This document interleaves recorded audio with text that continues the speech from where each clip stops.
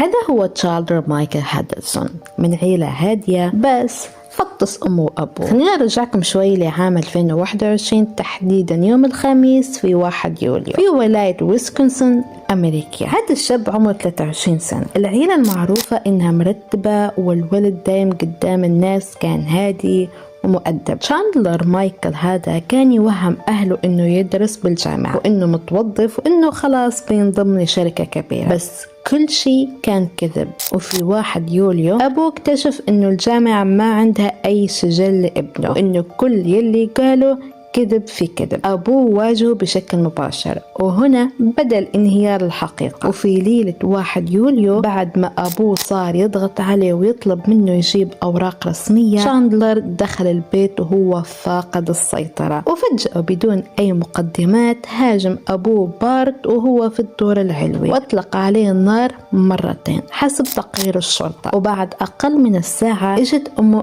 كريستا من دوامها وهي ما تدري إنه زوجها مرمي فوق. مجرد ما دخلت البيت هاجمها هي بعد وأطلق عليها النار. قعد تشاندلر عدة ساعات يفكر كيف يخفي الجثث. وفي يوم 2 يوليو 2021 بدأ يقطع الجثث باستخدام أدوات من البيت وحمل بعض الأجزاء بسيارته ورماها في غابة قريبة تخص عائلة صديقته، وأجزاء تانية رماها في مناطق مختلفة حول المدينة. وفي يوم 7 يوليو 2021 بلغ الشرطة إنه والديه اختفوا وإنهم سافروا لعطلة اليوم الاستقلال على أساس هيك، وكان يمثل دور الولد القلق، بينما الحقيقة هو يلي خلى البيت فاضي. لكن المفاجأة كاميرات الجيران وثقت سيارته وهو يطلع ويرجع بنص الليل، وجزء من جسد أمه انلقى في ملكية أهل صديقته، وهالشي قلب كل التحقيقات ضده. وفي 8 يوليو 2021 الشرطة واجهته،